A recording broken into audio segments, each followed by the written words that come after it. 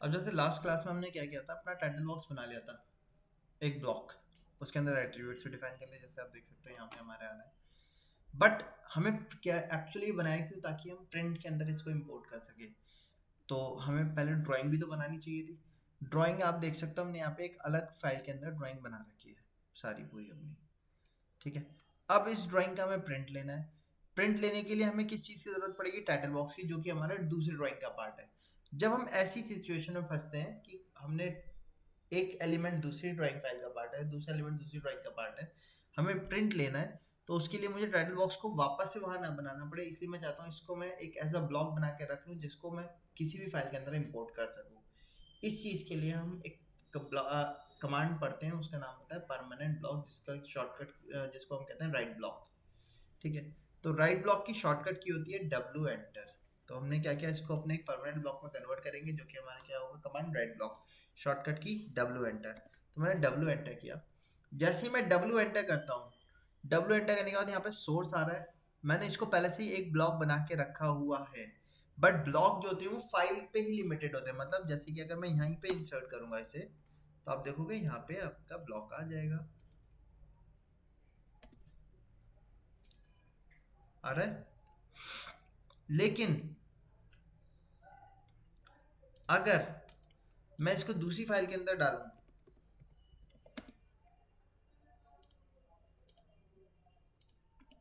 जैसे कि इस वाली फाइल के अंदर मैं यहाँ पे इंसर्ट करता हूँ, तो आप देखो यहाँ पे कोई ब्लॉक आ रहा है नहीं, क्योंकि वो इस फाइल का पार्ट ही नहीं है। ऐसे में हम क्या करते हैं, जो ब्लॉक हमने ये बनाया, क्योंकि इसको मल्टीपल अलग अलग हमारे प्रोजेक्ट आएंगे, उनके अंदर इंपोर्ट भी करना होगा, इसको बार बार इंपोर्ट करना होगा, तो बार बार बनाएंगे तो नहीं। इसीलिए इसको हम क्या करते हैं, राइट ब्लॉक बनाते हैं। तो डब्ल्यू एंटर किया। डब्ल्यू एंटर करने के बाद यहाँ पे हमारे पास सोर्स आ रहा है ऊपर।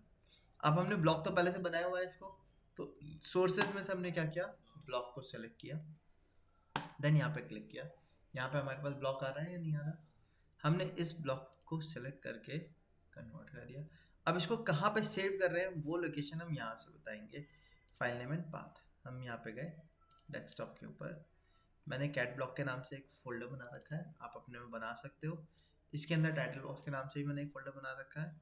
इसके अंदर मैं जो भी टाइटल बॉक्स बनाता हूँ वो इसी के अंदर सेव करता रहता हूँ। जैसे मैंने इसको नाम दिया मैकेनिकल टाइटल बॉक्स A4, इसके नाम से मैंने इसको सेव कर दिया और ओके कर दिया। टाइटल बॉक्स तो हमारा सेव हो गया, बट काम हमें ये वाली फाइल में नहीं था। काम हमें कौन सी फाइल में था, बेंच वाइज में। तो मैं ये वाली फाइल को क्लोज करता हूँ। सेव करने के लिए पूछा है, आप चाहो तो सेव भी मत करो इसको। हमने राइट ब्लॉक अगर बना दिया तो अब फाइल सेव हो नहीं हो उससे कोई फर्क हमें नहीं पड़ता। अब हमने क्या करना है, यहाँ पे हम आते हैं, यहाँ पे हमें प्रिंट लेना है इनका। तो प्रिंट के लिए हम जाते हैं यहाँ से अपने लेआउट में। ठीक है, पहले प्रिंटिंग के लिए स्टेप देख लेते हैं हम, स्टेप्स क्या क्या है हमारे।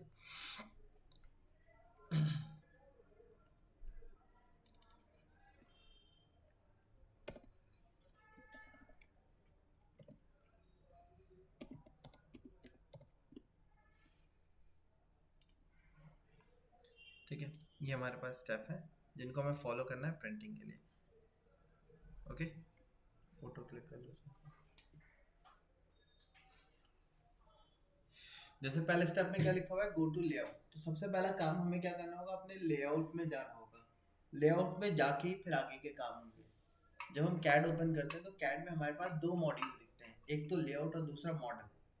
मॉडल जो पर्टिकुलरली बना हुआ है वो बना हुआ है ड्राइंग को प्रिंट, ड्राइंग बनाने के लिए, और लेआउट जो बना हुआ है वो बना हुआ है आपके प्रिंटिंग के लिए। जैसे कि अब आप देखोगे, हम यहाँ पे कैड ओपन करते हैं अपना। कैड में नीचे बॉटम में आप देखोगे तो यहाँ पे लिख के आएगा मॉडल लेआउट। मॉडल किस चीज़ के लिए बना हुआ है, ड्राइंग्स बनाने के लिए, मॉडल्स बनाने के लिए। तो हमने मॉडल तो बना लिया, बट अब हमें क्या करना है, उसको प्रिंट लेना है। तो प्रिंटिंग के लिए हम जाएंगे यहाँ से लेआउट में। जैसे ही हम लेआउट में गए, लेआउट में जाने के बाद अब यहाँ पे हमें क्या करना है, ये हमारा आप देख सकते हो मेजर चेंज जो हमें यहाँ पे देखने को मिला है वो ये है कि इसका जो बैकग्राउंड है वो तो ब्लैक कलर का था और ड्राइंग व्हाइट कलर की बन रही थी।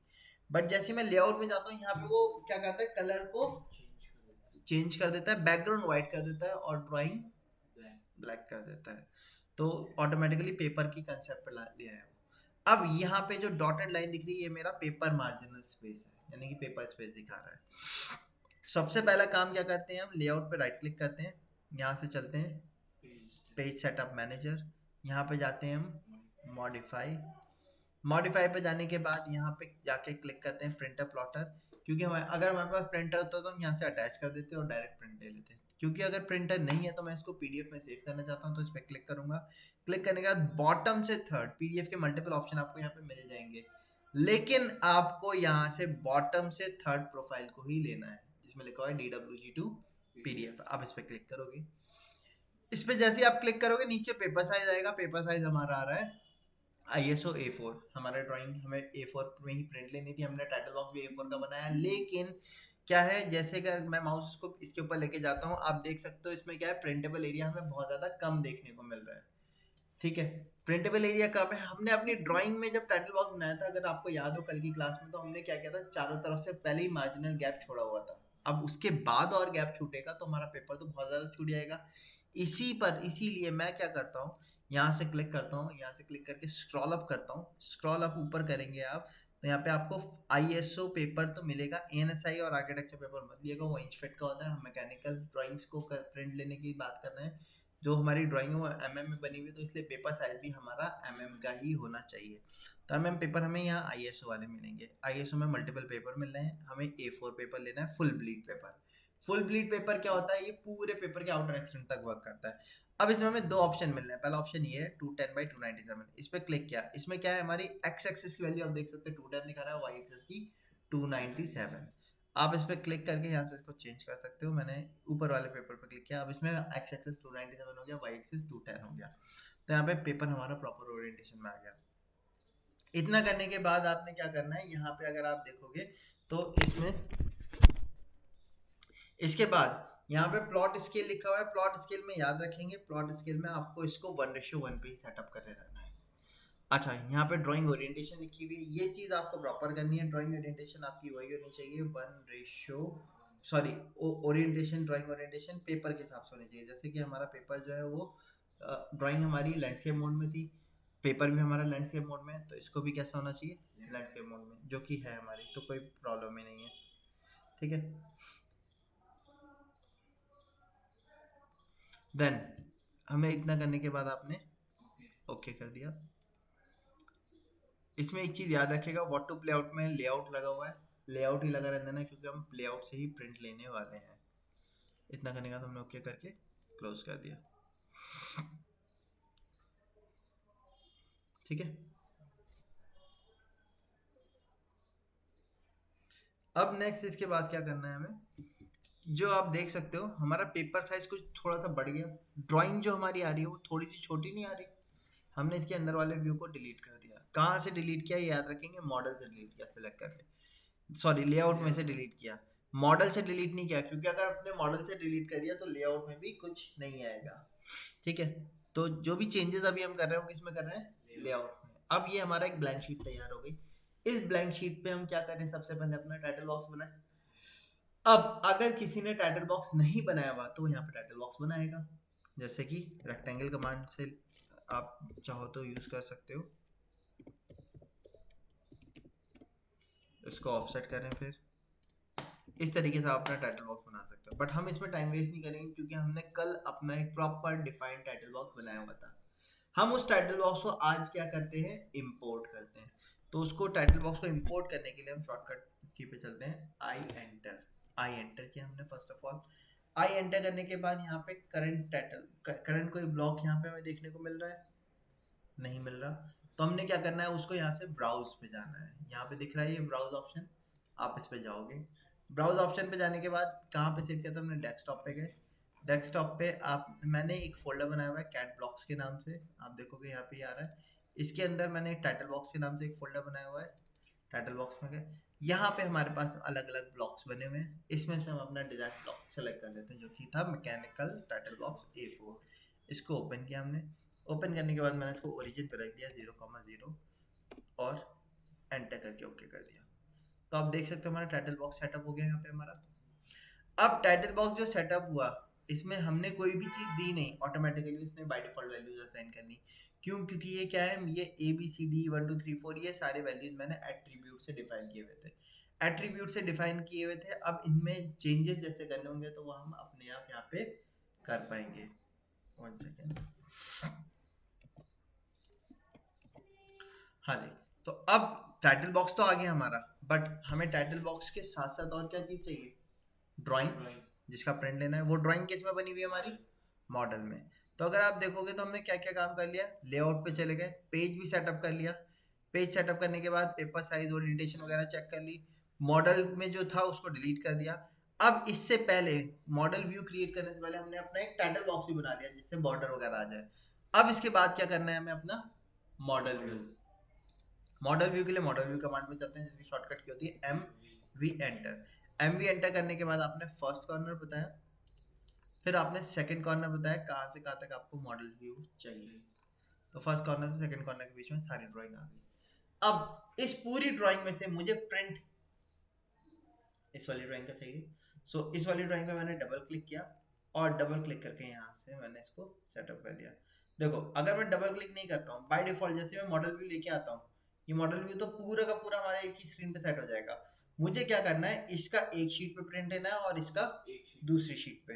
तो अब ऐसा करने के लिए मुझे क्या करना पड़ेगा, मैं इस वाली शीट पे जूम करना चाहता हूँ। तो जैसे अभी अगर मैं बाय डिफॉल्ट जूम करता हूँ तो देखो क्या हो रहा है, जूम तो हो रहा है, लेकिन प्रॉब्लम क्या हो रही है कि जूम क्या चीज हो रही है, पूरा पेपर जूम हो रहा है। इस पर्टिकुलर को मैं सेटअप नहीं कर पा रहा पेपर के ऊपर।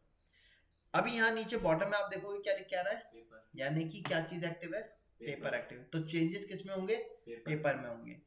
अगर हम यहाँ पे जाते हैं मॉडल पे, तो क्या यहाँ पे क्या लिख के आता है? मॉडल, यानी कि क्या एक्टिव है? मॉडल। तो कोई भी चेंजेस करेंगे तो किस में होंगे? मॉडल में। तो हम यहाँ से लेआउट में जब जाते हैं तो लेआउट में जाने के बाद मुझे क्या करना है, मॉडल को एक्टिव करना है। वो कैसे करेंगे? आप यहाँ पे पेपर पे जाके क्लिक कर दो। जैसे आप पेपर पे क्लिक करोगे तो यहाँ नीचे क्या लिख के आने लगा? मॉडल। अब अगर मैं जूम करता हूँ तो देखो किस पे जूम हो रहा है? मॉडल। यहाँ पे जूम हो गया प्रॉपर।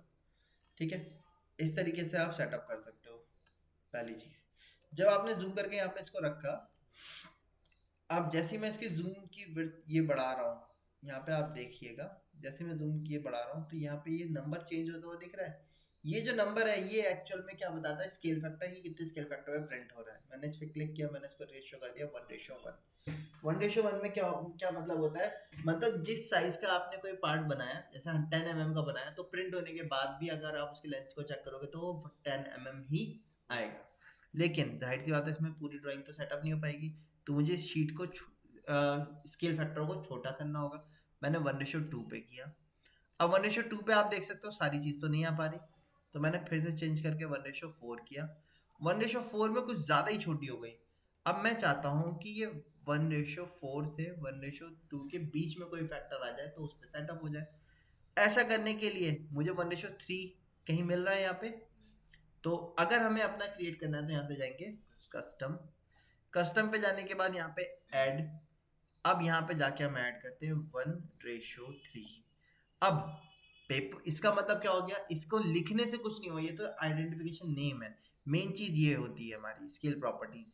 पेपर यूनिट 1 बराबर ड्राइंग यूनिट 3 के होने चाहिए, तो इसको दिया, मेन ये है।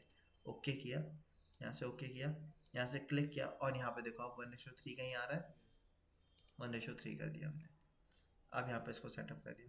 जब मैं यहाँ पे सेटअप कर रहा हूँ तो आप देख सकते हो यहाँ पे क्या आ रहा है, हैंडल वाला इसके पीछे ओवरराइड हो रहा है। कुछ चीजें आपको मैनुअली अपने आप करनी पड़ेंगी, उसके लिए मैंने बाहर डबल क्लिक कर दिया। जैसे मैं बाहर डबल क्लिक करूंगा आप देखोगे फिर से पेपर एक्टिव हो गया। अगर अंदर डबल क्लिक करते हैं तो मॉडल एक्टिव होता है। मॉडल एक्टिव हो गया तो क्या होगा, अगर आप जूम इन जूम आउट करोगे तो किसके ऊपर होगा? मॉडल के ऊपर होगा। ठीक है, मॉडल को हम 1:3 पे सेट कर देते हैं। अब जब मॉडल एक बार सेट हो जाता है तो हम क्या करते हैं, बाहर डबल क्लिक करते हैं ताकि वापस से क्या एक्टिव हो जाए? पेपर। अब मैं चलता हूँ यहाँ से मॉडल व्यू पे। मॉडल व्यू पे जाने के बाद मैंने क्या किया, मूव पे जाके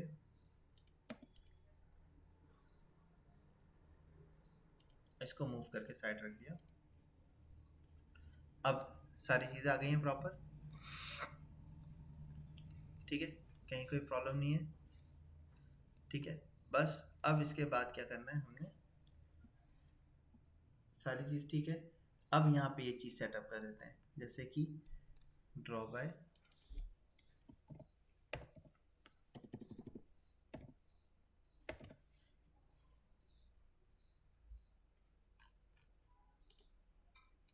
चेक पाएंगे।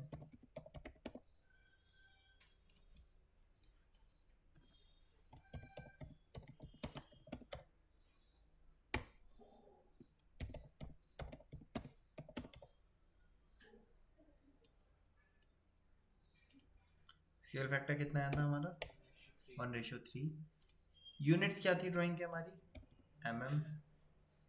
टॉलरेंसेस मान लो सपोज हमें देनी है +-1 की, तो +-1 देने के लिए प्लस के लिए सिंबल होता है हमारा परसेंटेज p, प्लस माइनस आ गया। देखो आप यहाँ पे मैंने देखा परसेंटेज p, यहाँ पे आप देख सकते हो ये टॉलरेंस का सिंबल होता है। 0-1 हमने टॉलरेंस दे दी। वो ड्राइंग के हिसाब से सारी चीज़ डिपेंड करेगी। ड्राइंग टाइटल भी हमने यहाँ से बदल दिया। ड्राइंग टाइटल क्या कर दिया, ये ड्राइंग हमारी किस चीज़ की है, इसमें हमारा बॉडी है,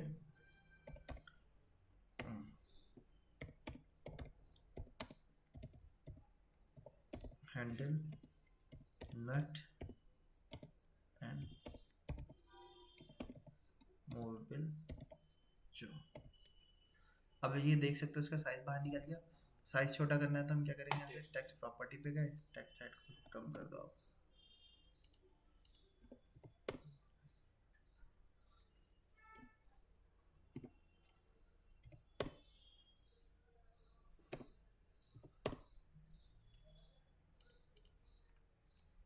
ठीक है, स्केल शीट नंबर दे देते हैं हम 1/2, क्योंकि इसकी 2 शीट होंगी हमारी। आगे पूरा हमारा सेट हो गया। तो इस तरीके से हम क्या कर सकते हैं, अपने ड्राइंग के लेआउट को सेटअप कर सकते हैं। जब ये पूरा सेट हो गया, अब आपने क्या करना है, कंट्रोल P, लाइन वेट हम ऑफ कर देते हैं, अप्लाई टू लेआउट, प्रीव्यू करते हैं। ये हमारी ड्राइंग आ रही है। ठीक है, सब कुछ प्रॉपर।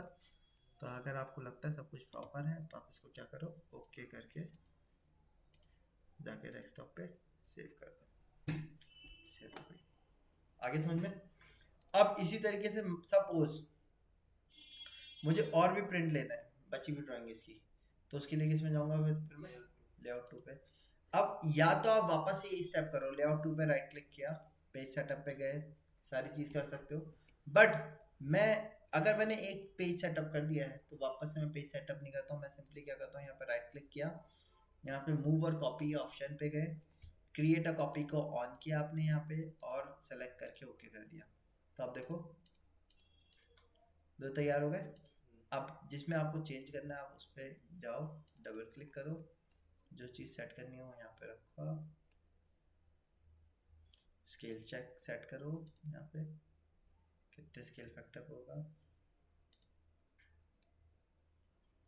आप देख सकते हो। 1:2 पे तो प्रॉपर नहीं आ पाएगा, है ना, तो 1:3 पे ही आएगा। हाँ, एक चीज़ कर सकते हैं इसको 1:2 पे लाने के लिए,